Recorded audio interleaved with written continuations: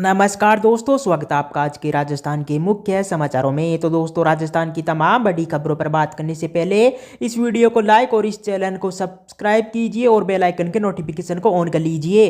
तो दोस्तों, सीधे चलते हैं आज की सबसे पहली बड़ी खबर की ओर। बजट सत्र में जवाबदेही कानून लाएगी राजस्थान सरकार। जी हां दोस्तों, आपको बता दें कि यदि आपकी शिकायत पर FIR दर्ज नहीं की तो उसकी नौकरी जा सकती है। वही लाइसेंस नहीं बना तो RTO के कर्मचारी की नौकरी जा सकती है। इसी के साथ ही आपको बता दें कि ऐसी एक या दो नहीं बल्कि राजस्थान में लोगों से जुड़ी सैकड़ों सर्विसेज है जो जल्द ही एक ऐसे कानून के दायरे में आ जाएगी जिसके तहत तय समय में काम नहीं करने पर अफसरों और कर्मचारियों को सजा मिलेगी। वही राजस्थान सरकार इसके लिए राजस्थान लोक सेवाओं के प्रदान की गारंटी और जवाबदेही विधेयक 2022 नाम से एक क्रांतिकारी बदलाव लाने वाला कानून लाने वाली है। वहीं इस कानून को बनाने के लिए प्रशासनिक सुधार विभाग ने आम लोगों से अपनी वेबसाइट पर सुझाव मांग रखे हैं।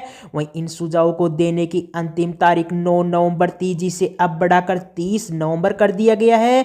इसी के साथ ही आपको बता दें कि रविवार को मुख्यमंत्री अशोक गहलोत ने जोधपुर में एक कार्यक्रम के तहत इसका जिक्र भी किया। वहीं उन्होंने कहा कि सामाजिक संगठनों ने कई बार इस कानून की मांग की है, वहीं अब जल्द ही इसे लाया जा रहा है। इसके बाद दोस्तों, अगली बड़ी खबर। विजय सिंह बेसला ने कहा कि समझौता लागू नहीं हुआ तो रोक देंगे भारत जोड़ो यात्रा। जी हां दोस्तों, आपको बता दें कि कांग्रेस की भारत जोड़ो यात्रा के राजस्थान में प्रवेश करने से पहले ही इसका विरोध शुरू हो गया है।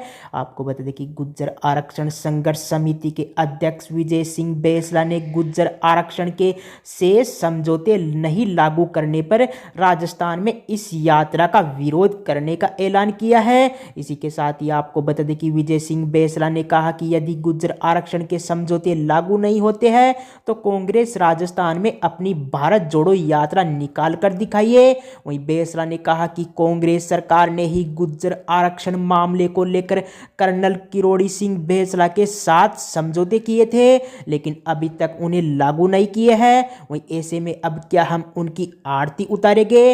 वहीं हमारे बच्चों की नौकरियां 6 महीने से बंद है, वही हम कब तक इंतजार करेंगे? वही मैं सरकार के सामने 10 बार बात रख चुका हूं, लेकिन सरकार साइन करने के बाद भूल गई है। इसी के साथ ही आपको बता दें कि तल्ख अंदाज में विजय सिंह बेसला ने कहा कि हम पीछे पीछे दौड़ते दौड़ते और मनुहार करते थक चुके हैं। वही ऐसे में अब हमारी एक ही मांग है कि या तो आरक्षण दे दो, वरना भारत जोड़ो यात्रा को राजस्थान से बाहर से ही ले जाना है। इसके बाद दोस्तों, अगली बड़ी खबर। खाटू श्याम जी मंदिर अनिश्चित काल के लिए बंद। जी दोस्तों, आपको बता दें कि सीकर का खाटू श्याम जी मंदिर रविवार रात 10 बजे से अगले आदेशों तक बंद रहेगा।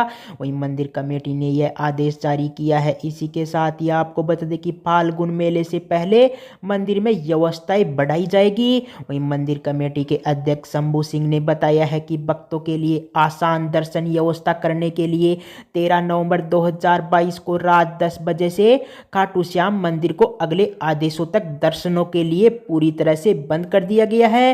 वहीं अगले आदेश होने के बाद ही भक्त मंदिर में दर्शन करने के लिए पहुंचे। के बाद दोस्तों, अगली बड़ी खबर। रेलवे का बड़ा फैसला। जी हां दोस्तों, आपको बता दें कि रेलवे बोर्ड ने टिकट की अधिक से अधिक बिक्री के लिए एक बड़ा निर्णय लिया है। आपको बता दें कि अब आपको घर बैठे भी ट्रेन का साधारण टिकट मिल जाएगा। वहीं रेलवे बोर्ड के डायरेक्टर संजय मनोचा ने उत्तर पश्चिम सहित सभी जोनल रेलवेज को एक आदेश दिया है। वहीं इसमें रेलवे के mobile ticketing app UTS on mobile application से ट्रेन के साधारण टिकट खरीदने की रेंज को 5 किलोमीटर से बढ़ाकर 20 किलोमीटर कर दिया है। वहीं अब अगर आपका घर स्टेशन से 20 किलोमीटर दूर है तब भी आप घर से ही ट्रेन का पेपरलेस जनरल टिकट ले सकते हैं। इसके बाद दोस्तों अगली बड़ी खबर, आरक्षण पर अटकी 93,000 शिक्षकों की भर्ती रद्द। जी हां दोस्तों, आपको बता दें कि राजस्थान में 93,000 पदों पर होने वाली शिक्षक भर्ती को रद्द कर दिया है। वहीं सरकारी स्कूलों में खाली पदों पर गेस्ट फैकल्टी में ये शिक्षक लगाए जाने थे। वहीं माध्यमिक शिक्षा निदेशक गौरव अग्रवाल ने सोमवार को गेस्ट फैकल्टी भर्ती के आदेश स्थगित कर दिए गए हैं।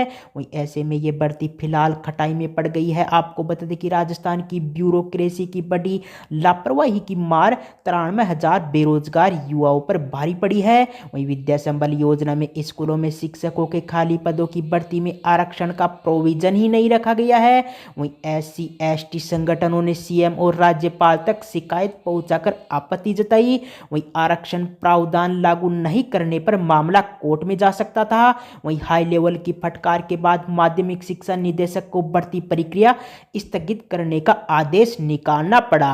इसके बाद दोस्तों अगली बड़ी खबर, मुख्यमंत्री अशोक गहलोत ने बीजेपी और केंद्र सरकार पर पंडित नेहरू की छवि खराब करने का आरोप लगाते हुए निशाना साधा। जी हां दोस्तों, आपको बता दें कि मुख्यमंत्री अशोक गहलोत ने बीजेपी और केंद्र सरकार पर पंडित नेहरू की छवि खराब करने का आरोप लगाते हुए निशाना साधा है। आपको बता दें कि मुख्यमंत्री ने कहा कि सावरकर के आज़ादी में योगदान पर सवाल उठाए हैं। वहीं गहलोत ने कहा कि बीजेपी वाले सावरकर का नाम ले रहे हैं।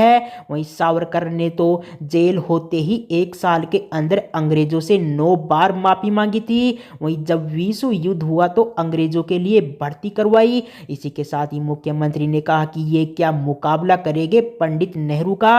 वहीं देश के लिए नेहरू 9 साल तक जेल में रहे हैं। वहीं दुर्भाग्य है कि पूरे देश के अंदर धर्म के नाम पर एक ढांचा बन गया है। वहीं धर्म के नाम पर राजनीति करना सबसे आसान होता है। इसी के साथ ही मुख्यमंत्री ने कहा कि बीजेपी RSS वाले धर्म के नाम पर गुमराह कर रही है। ये फासिस्ट ताकतें लोगों को गुमराह कर रही है। वही सोची समझी साजिश के तहत देशवासियों को गुमराह किया जा रहा है। इसके बाद दोस्तों अगली बड़ी खबर, पेपर लीक मामले में सतीश पूनिया का बड़ा बयान। जी हां दोस्तों, आपको बता दें कि भाजपा के प्रदेश अध्यक्ष सतीश पूनिया ने मुख्यमंत्री अशोक गहलोत सरकार पर जमकर हमला बोला है। कहा है कि सरकार बहुत कमजोर हो गई है, लगातार परीक्षाओं के पेपर लीक हो रही है। वहीं सरकार के कार्यकाल में पेपर माफिया हावी हो गए हैं। वहीं भाजपा की प्रदेश अध्यक्ष सतीश पूनिया ने मुख्यमंत्री अशोक गहलोत को ही पेपर लीक माफियों का सरगना बता दिया है। वहीं पूनिया ने कहा कि अब वन रक्षक भर्ती परीक्षा रद्द होना सरकार के मुंह पर तमाचा है और बेरोजगारों के साथ खिलवाड़ है। वहीं प्रदेश के युवाओं का भविष्य खराब हो रहा है। वहीं कोई भी पेपर राजनीतिक संरक्षण के बिना लीक नहीं होता है। वहीं निश्चित रूप से राज्य सरकार का पेपर लीक में हाथ है।